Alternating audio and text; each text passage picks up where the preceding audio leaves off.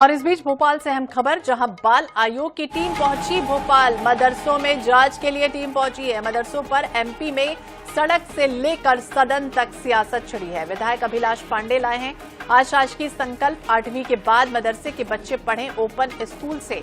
राष्ट्रीय शिक्षा नीति से जुड़े नेता प्रतिपक्ष का बयान, बीजेपी मुद्दों से भटकाने की राजनीति कर रही है। तो नेता प्रतिपक्ष का बयान भी, बीजेपी मुद्दों से भटकाने की राजनीति कर रही है। इस वक्त की अहम खबर आपको बता दें, बाल आयोग की टीम भोपाल पहुंची है। तो मदरसों में जांच के लिए टीम पहुंची हुई है। अब जांच होगी। एमपी में सड़क से लेकर सदन तक सियासत मदरसों को लेकर लगातार छिड़ी हुई है। वहीं विधायक अभिलाष पांडे आज शासकीय संकल्प भी लाए।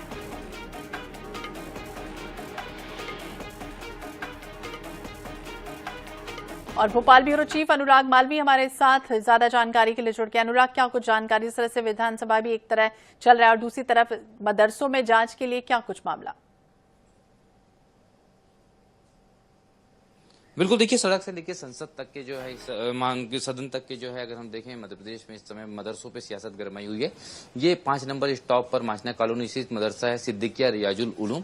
यहाँ के बच्चे भी हम दिखा रहे हैं। तो आज यहाँ पर बाल आयोग की टीम पहुंची है। बाल आयोग की जो टीम पहुंची है उनसे हम बात करते हैं। सर, क्या स्थिति है?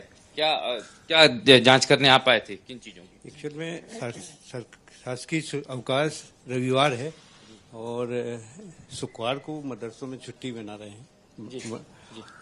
और भी चीजें हैं, जैसे बहुत जगह संडे को मध्याह्न भोजन दिया जा रहा है। ये भी गलत है।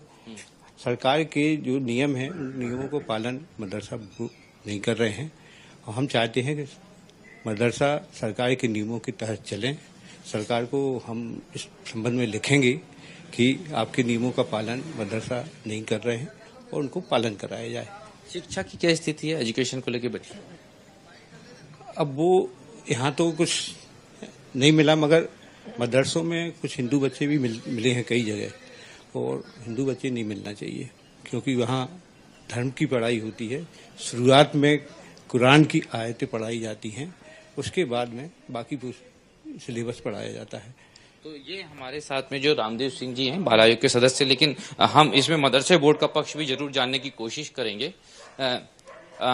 ये जो बच्चे हैं वो उनको क्या क्या सुविधाएं मदरसों के अंदर मिल रही है? इस मदरसे के अंदर सुविधा मतलब भोजन, मध्याह्न भोजन, और क्या क्या शिक्षा को लेकर क्या स्थिति है? यहाँ पे कुरान अरबी भी पढ़ाया जाता है, हिंदी इंग्लिश भी पढ़ाई जाती है और बच्चों का रहने का इंतजाम भी पूरा यहाँ पर है। खाने पीने का भी इंतजाम है। सारी चीजों का यहाँ पे निजाम का इंतजाम किया गया है जब भी मदरसा चल रहा है। ये बाल आयोग की टीम कह रही है कि जो शासकीय अवकाश है वो रविवार को है, लेकिन यहाँ शुक्रवार को दिया जा रहा है। उसमें क्या परेशानी है? तकनीकी रूप से वास्तविक स्थिति क्या है उसकी? हमारे पास ऐसी कोई खबर नहीं आई। हमसे किसी ने बोला गया ऐसा कि संडे के दिन छुट्टी रखी जाए। इस बारे में कोई नॉलेज नहीं हमें। अभी ये जो बच्चे हैं, ये हॉस्टल वाले बच्चे हैं यहाँ पर? जी। कुल कितने बच्चे इस मदरसे में? कितने बच्चे हैं हमारे पास? 10-12 से लेकर 15 तक घटते बढ़ते रहते हैं। आज विधानसभा में भी जो है इस पे बड़ी राजनीति हो रही, सियासत हो रही है। एक पक्ष का कहना यह है कि जो 10वीं के बाद के बच्चे हैं उनको बोर्ड में पढ़ाया जाना चाहिए, 11वीं 12वीं को जो है उनको राष्ट्रीय शिक्षा नीति से जोड़ना चाहिए। कितना आप लोग सहमत है, असहमत है? कांग्रेस कह रही है कि सिर्फ राजनीति हो रही है और कुछ नहीं हो रही। इसके बारे में तो कोई मुझे नॉलेज नहीं है, इसलिए मैं क्या बोलूं। 10वीं के बाद जो यहाँ के बच्चे हैं वो कहाँ जाते हैं, कैसे आगे, कौन से बोर्ड से एग्जाम देते हैं आगे? 10वीं यहाँ पर बच्चे जो हैं कोई मुस्तकिल रुकता नहीं है। जी जी। मतलब कि आप रेगुलर नहीं रुकता। हाँ, रेगुलर नहीं रुकता, कि जिसकी वजह से अपन जो है कभी ऐसा होता है कि जो रुक जाते हैं तो वहाँ खानूगांव में जो वो है वहाँ भेजा देते हैं उसके लिए, एग्जाम के लिए। तो ये हम आपको बता रहे हैं मदरसा सिद्दीकिया रियाजुल उलूम जो है 5 नंबर स्टॉप पे। यहाँ पर थोड़ी देर पहले बाल आयोग की टीम थी जिनसे हमने बात की। दोनों ही पक्षों की अलग अलग बातें हैं। दरअसल कुछ मापदंड तय किए गए हैं मदरसे बोर्ड के लिए, जिसमें रविवार का अवकाश और इसके अलावा शिक्षा को लेकर क्लासेस का। बाल आयोग का कहना यह है कि शुक्रवार को क्लास नहीं लगी मिली, लेकिन वहीं दूसरी तरफ मदरसा बोर्ड का कहना यह है, यहाँ के संचालकों का कहना यह है कि शुक्रवार यहाँ अवकाश रखा जाता है। लेकिन ये सियासत सिर्फ यहाँ तक के नहीं है। मध्य प्रदेश विधानसभा का सदन भी आज इसी को लेकर गरमाया हुआ है। जी। तो बिल्कुल सदन भी इस तरह से गरमाया हुआ, और क्या कुछ हुआ सदन में ये जरूर बताइए हमारे दर्शकों को अनुराग।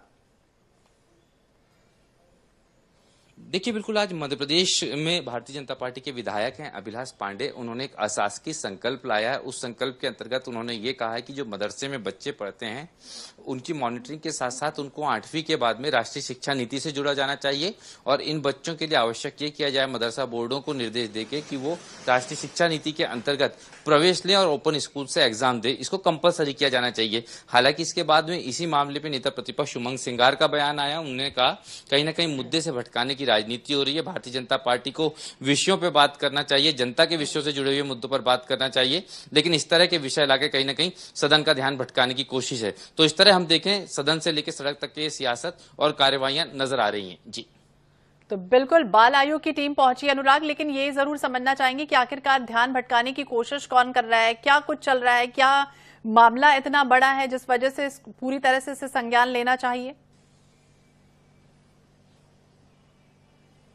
देखिए, दो तरह से इसको समझना होगा। एक तो ये बहुत संवेदनशील मामला है, इसको उतनी ही संवेदनशीलता से हैंडल करना होगा। दूसरा बच्चों के भविष्य का मामला है।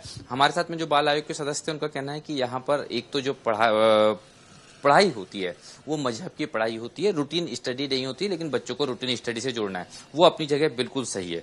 लेकिन दूसरी तरफ इस तरह से कार्रवाई करने के साथ साथ बच्चों को और उनके जो संचालकों हैं उनको आपको विश्वास में लेना होगा, ताकि वो भी आपके साथ में कहीं ना कहीं उतना ही समर्थन न देते नजर आए, सहयोग करते नजर आए। तो यहाँ पर दोनों ही पक्षों को संवेदनशील होने की जरूरत है। कहीं ना कहीं उसको लेके जो है कमी हर तरफ नजर आ रही है, और उतनी ही सियासत में भी सियासतदान जिस तरह की बयानबाजी कर रहे हैं उनको भी थोड़ा संभल के बोलना होगा, क्योंकि इससे सामाजिक माहौल पे भी असर पड़ता है और बच्चों के भविष्य पर भी। जी, तो बिल्कुल धर्म को लेकर जिस तरह से विवादित मामला नहीं करना चाहिए, लेकिन फिर भी अगर ये होता है तो क्या कुछ होगा, इस पूरे मामले को अगर समझें तो आगे आने वाले समय में मदरसों के लिए जिस तरह से टीम यहाँ पर पहुंची है, किस तरह की जांच होनी चाहिए, कितने बच्चे यहाँ पर पढ़ते हैं, कितने शिक्षक हैं, और क्या आगे जो जांच है और फिर क्या कुछ कार्रवाई हो सकती है इस पर।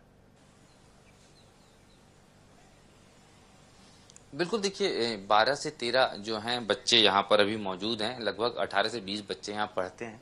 मैं आपको दिखा दूं तो यहीं पर मस्जिद भी है, और यहीं पर चूंकि कहीं ना कहीं बाल आयोग की टीम भी मौजूद थी, और यहाँ पे ये जो लगातार कार्रवाई है वो लगातार चल रही है, और उसी के कारण अभी धीरे धीरे करके बच्चों को अब यहाँ पर लाया जा रहा है, जो बच्चे यहाँ पर हैं, लेकिन पहले से यहाँ पर बच्चे मौजूद नहीं थे। और यही तमाम कारण है कि अब निश्चित रूप से कहीं ना कहीं मदरसों को भी ये समझना होगा कि बच्चों की पढ़ाई ज्यादा जरूरी है, बच्चों को राष्ट्रीय शिक्षा नीति से जोड़ना ज्यादा जरूरी है। तो निश्चित रूप से अब ये देखना होगा, बाल आयोग जो मुआयना गया है उसके बाद वो रिपोर्ट सौंपेगा, और रिपोर्ट के बाद जो है इस पूरे मामले में कार्रवाई आगे बढ़ेगी। जी, तो रिपोर्ट सौंपी जाएगी, क्या कोई टीम गठित की गई है, टीम पहुंचेगी, निरीक्षण करेगी, जिस तरह से बाल आयोग की टीम पहुंची तो अलग से भी कोई टीम पहुंचेगी, जांच की जाएगी। देखिए, बिल्कुल यहाँ पर अभी थोड़ी देर पहले बाल आयोग की 3 सदस्यीय टीम पहुंची थी, जिसमें 2 महिला सदस्य थे, एक पुरुष सदस्य था। जो रामदेव सिंह है बाल आयोग के सीनियर मेंबर, वो उसमें मौजूद थे। वो यहाँ पहुंचे थे, बकायदा यहाँ इसका निरीक्षण हुआ है। उन्होंने पाया कि यहाँ जो है मिड डे मील से लेकर शिक्षा की स्थिति बेहतर नहीं है, और इसी को जो है वो बाल आयोग को रिपोर्ट सौंपेगा। बाल आयोग इस रिपोर्ट को जो है वो मध्य प्रदेश के शिक्षा विभाग तक पहुंचाएगा, और शिक्षा विभाग चूंकि कई सारे एफिलिएशन और इसके अलावा अगर हम देखें तो फाइनेंशियल हेल्प जो होती है शासकीय स्तर पे वो सब करता है, तो उन पर जो है निश्चित रूप से इसका सीधा असर पड़ने वाला है, किस तरह की कार्रवाई होगी। और ये लगातार शिवपुर से लेके यहाँ तक के लगातार कहीं ना कहीं हम देख रहे हैं औचक निरीक्षण मदरसों का जारी है, और उनकी रिपोर्ट के आधार पर अगला कदम उठाया जाएगा। तो बिल्कुल रिपोर्ट के आधार पर अगला कदम उठाया जाएगा, क्योंकि शिक्षा की गुणवत्ता सुधारने का मकसद सरकार का है। बहुत बहुत शुक्रिया जानकारी के लिए और बातचीत करने के लिए अनुराग। तो बता दें, सियासत लगातार जारी है। विधायक अभिलाष पांडे लाए हैं आशास की संकल्प, और अब देखना होगा सदन में और क्या कुछ होता है।